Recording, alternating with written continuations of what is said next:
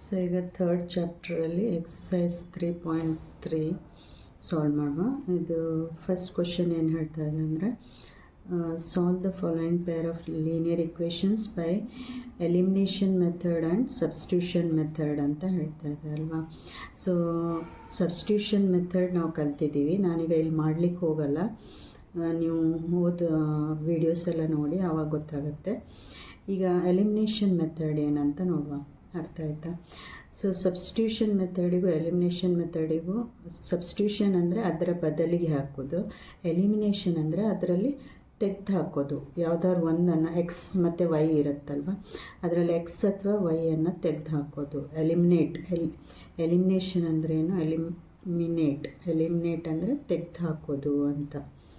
So ಅದು ಹೇಗೆ ಮಾಡೋದು ಅಂತ ನಾನು ಹೇಳಿಕೊಡ್ತೇನೆ.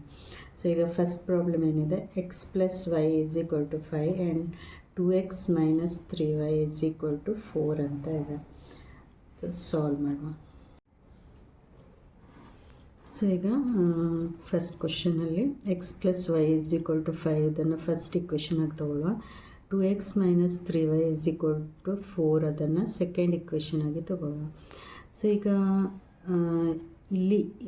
ಅಲ್ಲಿ ನಾವು ಸಿಂಪ್ಲರ್ ಇಕ್ವೇಷನನ್ನು ಸಬ್ಸ್ಟಿಟ್ಯೂಷನಿಗೆ ತೊಗೊಳ್ತಿದ್ದೆ. ಈಗ ಇಲ್ಲೇನು ಮಾಡಬೇಕು ಅಂದರೆ, ಇಲ್ಲಿ ಎಲಿಮಿನೇಷನ್ ಮೆಥಡಲ್ಲಿ ನಾವು ಈಗ ಯಾವುದು ಎಲಿಮಿನೇಟ್ ಮಾಡ್ಬೋದು ಅಂದರೆ ತೆಗೆದು ಹಾಕ್ಬೋದು. ಈಗ ಇಲ್ಲಿ ಎಕ್ಸ್ ಇದೆ, ಇಲ್ಲಿ 2x ಇದೆ, ಕ್ಯಾನ್ಸಲ್ ಆಗಬೇಕು, ಅದು ಅರ್ಥ ಆಯ್ತಲ್ಲ. ಕ್ಯಾನ್ಸಲ್ ಮಾಡೋದು ಅಂದರೆ ಸೇಮ್ ಇದ್ದರಷ್ಟೇ ಕ್ಯಾನ್ಸಲ್ ಮಾಡ್ಬೋದಲ್ವ, ಅದರಲ್ಲೂ ಮತ್ತು ಪ್ಲಸ್ ಆರ್ ಮೈನಸ್ ಇದ್ದಾಗ ಕ್ಯಾನ್ಸಲ್ ಮಾಡಲಿಕ್ಕಾಗುತ್ತೆ. ಇದು ಇಲ್ಲಿ ಬೋತ್ ಆರ್ ಪ್ಲಸ್, ಆಮೇಲೆ ಇಲ್ಲಿ ಮೈನಸ್ ಹಾಕಿ 2 ಹಾಕಿ ಮೈನಸ್ ಹಾಕಬೇಕು ಕ್ಯಾನ್ಸಲ್ ಮಾಡಬೇಕಾದ್ರೆ. ಆದರೆ ಇಲ್ಲಾದರೆ ಇಲ್ಲಿ ಪ್ಲಸ್ ಆರ್ ಮೈನಸ್ ಇದೆ, ಇಲ್ಲಿಗೆ 3 ಹಾಕಿಬಿಟ್ರೆ 3 ಹಾಕಿದರೆ ಸಾಕು, ಇಲ್ಲಿ ಕ್ಯಾನ್ಸಲ್ ಆಗುತ್ತೆ ಅಲ್ವಾ. 3y plus 3y minus 3y ಇದ್ದರೆ ಕ್ಯಾನ್ಸಲ್ ಆಗುತ್ತಲ್ವ. ಸೊ ಅದರಿಂದ ಇದಕ್ಕೆ 3 ಹಾಕಿದರೆ ಆಯಿತು. ಇಲ್ಲಿ ಫಸ್ಟ್ ಇಕ್ವೇಷನ್ಗೆ 3, ಇಲ್ಲಿ 3y ಬಂದರೆ ಇದು ಕ್ಯಾನ್ಸಲ್ ಆಗಲಿಕ್ಕೆ ಸಾಧ್ಯ ಇದೆ ಅಲ್ವಾ. ಸೊ ಆ ಥರ ನೀವು ಎರಡು ಇಕ್ವೇಷನನ್ನು ಕಂಪೇರ್ ಮಾಡಿ ನೋಡಬೇಕು, ಯಾವುದನ್ನು ಕ್ಯಾನ್ಸಲ್ ಮಾಡಲಿಕ್ಕೆ ಸಾಧ್ಯ ಅಂತ. ಇದು ಕ್ಯಾನ್ಸಲ್ ಆಗುತ್ತಾ ಅಥವಾ ಈ ಎಕ್ಸ್ ಕ್ಯಾನ್ಸಲ್ ಆಗುತ್ತಾ ಅಥವಾ ವೈ ಕ್ಯಾನ್ಸಲ್ ಆಗುತ್ತಾ ನೋಡಬೇಕು. ಇವೆರಡೇ ನಮ್ಗೆ ಕ್ಯಾನ್ಸಲ್ ಆಗಬೇಕಾಗಿದ್ದು, ಇದನ್ನು ಕ್ಯಾನ್ಸಲ್ ಮಾಡಿ ಏನು ಯೂಸ್ ಇಲ್ಲ. ನಮಗೆ ಒಂದೇ ಎಕ್ಸ್ ಕ್ಯಾನ್ಸಲ್ ಆಗಬೇಕು, ಒಂದೇ ವೈ ಕ್ಯಾನ್ಸಲ್ ಆಗಬೇಕು. ಸೊ ಎಕ್ಸ್ ಕ್ಯಾನ್ಸಲ್ ಆಗಬೇಕಾದ್ರೆ ಮತ್ತು ಕ್ಯಾನ್ಸಲ್ ಮಾಡುವಾಗ ಒಂದು ನೆನ್ಪಿಟ್ಕೊಳ್ಳಿ, ಆದಷ್ಟು ಸಿಂಪಲ್ ಮೆಥಡಲ್ಲಿ ಕ್ಯಾನ್ಸಲ್ ಮಾಡಲಿಕ್ಕೆ ನೋಡಿ. ಇಲ್ಲೇ ಆದರೆ ನಮಗೀಗ -2 ಆ್ಯಡ್ ಮಾಡಬೇಕು. ಇಲ್ಲಿ -2 ಮಾಡಿದರೆ ಆವಾಗ ಇದು -2 ಇದು +2, ಆವಾಗ ಇದು ಕ್ಯಾನ್ಸಲ್ ಆಗುತ್ತೆ. ಮೈನಸ್ ಸಿಂಬಲೆಲ್ಲ ಆ್ಯಡ್ ಮಾಡೋದು ಅದೆಲ್ಲ ಯಾಕೆ, ಇಲ್ಲಿ ಜಸ್ಟ್ 3 ಆ್ಯಡ್ ಮಾಡಿದರೆ ಸಾಕು ಕ್ಯಾನ್ಸಲ್ ಆಗುತ್ತೆ ಅಲ್ವಾ. ಇಲ್ಲಿ +y ಇದೆ, ಇಲ್ಲಿ -3y ಇದೆ ಅಲ್ವಾ. ಇಲ್ಲಿ 3 ಆ್ಯಡ್ ಮಾಡಿದರೆ ಆಯಿತು, ಆವಾಗ ಇದು ಕ್ಯಾನ್ಸಲ್ ತಾನೇ ಆಗುತ್ತೆ. ಸೊ ಅದಕ್ಕೆ ಈಸಿ ಮೆಥಡ್ ನೋಡಿ. ನಾನು ಇಲ್ಲೂ ಸಹ ಹೇಳೋದೇನೆಂದರೆ, ಈಸಿ ಮೆಥಡ್ ಕ್ಯಾನ್ಸಲ್ ಮಾಡಲಿಕ್ಕೆ ಯಾವುದು, ಇಲ್ಲಿ -2 ಆ್ಯಡ್ ಮಾಡಬೇಕು. ಈಚೆಗೆ ಎಕ್ಸ್ ಕ್ಯಾನ್ಸಲ್ ಆಗಬೇಕಾದ್ರೆ -2 ಆ್ಯಡ್ ಮಾಡಬೇಕು, ವೈ ಕ್ಯಾನ್ಸಲ್ ಮಾಡಬೇಕಾದ್ರೆ 3 ಅಷ್ಟೇ ಆ್ಯಡ್ ಮಾಡಿದರೆ ಆಯಿತು ಫಸ್ಟ್ ಇಕ್ವೇಷನ್ಗೆ. ಸೊ ಆ ಥರ ನೀವು ಕಂಪೇರ್ ಮಾಡಿ ನೋಡಬೇಕು ಹೇಗೆ ಕ್ಯಾನ್ಸಲ್ ಮಾಡಲಿ, ಯಾವುದು ಈಸಿ ಮೆಥಡ್ ಕ್ಯಾನ್ಸಲ್ ಮಾಡಲಿಕ್ಕೆ ಅಂತ. ಅರ್ಥ ಆಯ್ತಲ್ವ. ಎರಡು ಇಕ್ವೇಷನಲ್ಲಿ ಕ್ಯಾನ್ಸಲ್ ಮಾಡಲಿಕ್ಕೆ ಹೇಗಾಗುತ್ತೆ. ಇದನ್ನು ಕ್ಯಾನ್ಸಲ್ ಮಾಡಲಿಕ್ಕೆ ನೋಡೋದು ಬೇಡ, ನಂಬರ್ಸ್ ಕ್ಯಾನ್ಸಲ್ ಮಾಡಿ ಏನು ಯೂಸ್ ಇಲ್ಲ. ಇದೆರಡರಲ್ಲಿ ಒಂದನ್ನು ಕ್ಯಾನ್ಸಲ್ ಮಾಡಬೇಕು, ಎಲಿಮಿನೇಟ್. ಇವ್ರದ್ದು ಮೆಥಡಲ್ಲಿ ಹೇಳಬೇಕಾದ್ರೆ ಎಲಿಮಿನೇಷನ್, ಇದೆರಡರಲ್ಲಿ ಯಾವುದಾದ್ರು ಒಂದನ್ನು ಎಲಿಮಿನೇಟ್ ಮಾಡಬೇಕು. ಅರ್ಥ ಆಯ್ತಾ.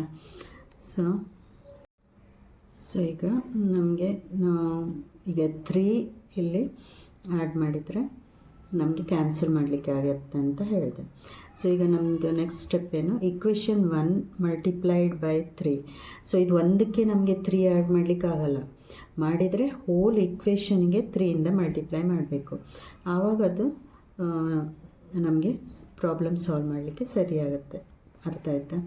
ಸೊ ಅದರಿಂದ ಹೋಲ್ ಇಕ್ವೇಷನ್ 1ಗೆ ಮಲ್ಟಿಪ್ಲೈ ಬೈ 3, ಅದು ನಮ್ಮ ನೆಕ್ಸ್ಟ್ ಸ್ಟೆಪ್. ಸೊ ಇಲ್ಲಿ ಹೇಗೆ 3 ಮಲ್ಟಿಪ್ಲೈ ಮಾಡಬೇಕು ಅಂತ ಹೇಳಿದ ಅರ್ಥ ಆಯ್ತಲ್ವ. ಸೊ ಈಗ ನೆಕ್ಸ್ಟ್ ಸ್ಟೆಪ್ ಈಗ multiply the equation 1 by 3. So ಇದನ್ನು ಇಕ್ವೇಷನ್ 1ಅನ್ನು 3ಇಂದ ಮಲ್ಟಿಪ್ಲೈ ಮಾಡಿದಾಗ ಏನಾಗುತ್ತೆ, ಇಲ್ಲಿ ಇದಕ್ಕೆ 3x ಆಗುತ್ತೆ, ಇದು ಎಕ್ಸ್ ಇದ್ದಿದ್ದು 3x ಆಗುತ್ತೆ, +y ಇದ್ದಿದ್ದು +3y ಆಯಿತು. ಆಮೇಲೆ ಇಸ್ ಈಕ್ವಲ್ ಟು 5 ಇದ್ದಿದ್ದು 5 3s ಇದು 5 ಇಲ್ಲಿ ಮಲ್ಟಿಪ್ಲೈ ಬೈ 3 5 3s 15 ಅರ್ಥ ಆಯ್ತಲ್ವಾ. ಇದು ಹೇಗೆ ಬಂತು ಅಂತ 3x + 3y = 15 ಹೇಗೆ ಬಂತಂತ ಗೊತ್ತಾಯ್ತಲ್ಲ.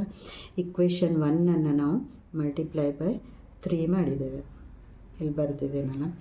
ಅದು ಒಂದನ್ನು ಮಲ್ಟಿಪ್ಲೈ ಬೈ 3 ಮಾಡಿದರೆ ಸಾಕು. ಇದು ಹಾಗೆ ಇರುತ್ತೆ. ಇಕ್ವೇಷನ್ 2 ಹಾಗೆ ಇರುತ್ತೆ. 2x - 3y = 4 ಹಾಗೆ ಇರುತ್ತೆ. ಅರ್ಥ ಆಯ್ತಲ್ವ ಈ ಸ್ಟೆಪ್ಪು. ಸೊ ಈಗ ಕ್ಯಾನ್ಸಲ್ ಮಾಡಿ. ಈಗ +or - 3y ಇದು ಕ್ಯಾನ್ಸಲ್ ಆಯಿತು. ಅರ್ಥ ಆಯ್ತಾ? ಇದು ಕ್ಯಾನ್ಸಲ್ ಆಯಿತು. ಇಲ್ಲಿ ಉಳಿದಿದ್ದೇನು ಪ್ಲಸ್ ಇಂಟು ಪ್ಲಸ್ಸಸ್ ಪ್ಲಸ್ 3 + 2 = 5 5x ಅರ್ಥ ಆಯ್ತಲ್ಲ = 15 + 4 ಎಷ್ಟು 19. ಸೊ 5x = 19 ಸಿಕ್ತು. ದೇರ್ಫೋರ್ x ಎಷ್ಟಾಯಿತು 19 ಇಲ್ಲೇ ಇರುತ್ತೆ.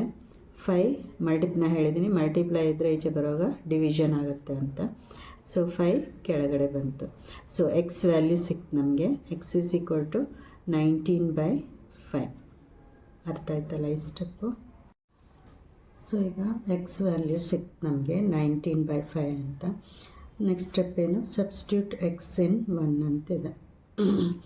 ಸೊ ಈಗ ಇಕ್ವೇಷನ್ ಇಲ್ಲಿ ಯಾವ ಇಕ್ವೇಷನಲ್ಲಿ ಬೇಕಾದ್ರೆ ಸಬ್ಸ್ಟಿಟ್ಯೂಟ್ ಮಾಡ್ಬೋದು. ಇಕ್ವೇಷನ್ 1 ಅಥವಾ ಇಕ್ವೇಷನ್ 2 ಯಾವುದ್ರಲ್ಲಿ ಬೇಕಾದರೂ ಸಬ್ಸ್ಟಿಟ್ಯೂಟ್ ಮಾಡ್ಬೋದು. ಈಗ ಇಲ್ಲಿ ಸಿಂಪ್ಲರ್ ಇಕ್ವೇಷನ್ ಯಾವುದಿದೆ ನಮ್ಮದು ಇಕ್ವೇಷನ್.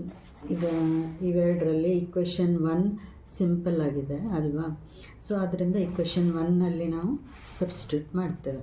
ಅರ್ಥ ಆಯ್ತಾ? ಸಬ್ಸ್ಟಿಟ್ಯೂಟ್ ಎಕ್ಸ್ ಇನ್ 1 ಅಂತ ಬರ್ತಿದ್ದೀನಿ. ಸಿಂಪಲ್ ಇಕ್ವೇಷನ್ ತೊಗೊಳ್ಳಿ ಇಲ್ಲಿ ಆಯಿತಾ. ಸೊ ಈಗ ಎಕ್ಸ್ ವ್ಯಾಲ್ಯೂ ಏನಿದೆ 19/5 ಇದೆ, ಪ್ಲಸ್ y ಹಾಗೆ ಇರುತ್ತೆ = 5 ಹಾಗೆ ಇದೆ.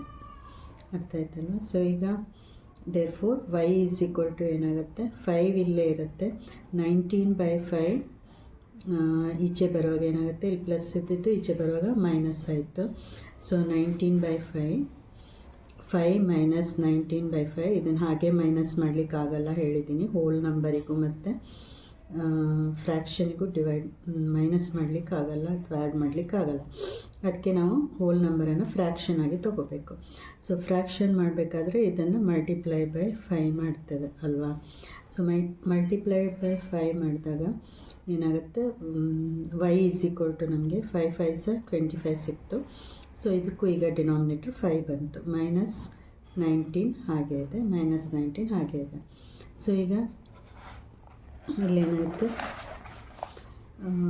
y =